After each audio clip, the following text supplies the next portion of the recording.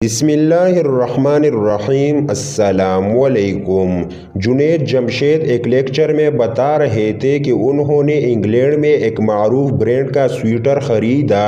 6 ماہ پہن کر سوچا کہ اب پاکستان جا رہا ہوں، وہاں گرمی کا موسم ہے تو کہاں پہنا جائے گا، اس سے واپس ہی کر دیتا ہوں۔ قرب و جوار میں اس برانڈ کے آؤٹ لیٹ سرچ کی، وہاں جا کر سویٹر کاؤنٹر پر رکھا اور کہا کہ مجھے یہ پسند نہیں، میں واپس کرنا چاہتا ہوں۔ انہوں نے پوچھا اس کی خریداری کی رسید؟ میں نے کہا نہیں ہے۔ پھر پوچھا کب لیا تھا؟ جواب دیا یاد نہیں۔ اس نے پوچھا آپ تبدیل کرنا چاہیں گے یا ریفنڈ لینا؟ جواب دیا ریفنڈ کر دے۔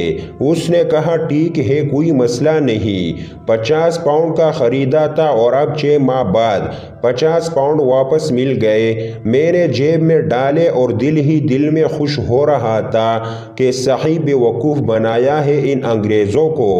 پھر کہتے ہیں جب دین کی طرف آیا تو کراچی میں ایک شاپ سے کچھ خریداری کر رہا تھا۔ دکاندار نے بڑا سا لکھ کر لگایا ہوا تھا کہ خریدا ہوا مال واپس یا تبدیل نہیں ہوگا۔ خریداری کے دوران دکاندار کہنے لگا جنید بھائی آپ تبلیغ میں جاتے ہیں، میرے کاروبار کی برکت کے لیے دعا کیجیے گا۔ میں نے کہا کہ میں اللہ کی قسم کھا کر کہوں کہ تم ایک کام کر لو تو اللہ بہت برکت دے گا۔ کہنے لگا جی بتائیے۔ میں نے کہا یہ جو اتنا بڑا بورڈ لکھ کر لگایا ہوا کہ خریدا ہوا مال واپس نہیں ہوگا یہ اتار دو۔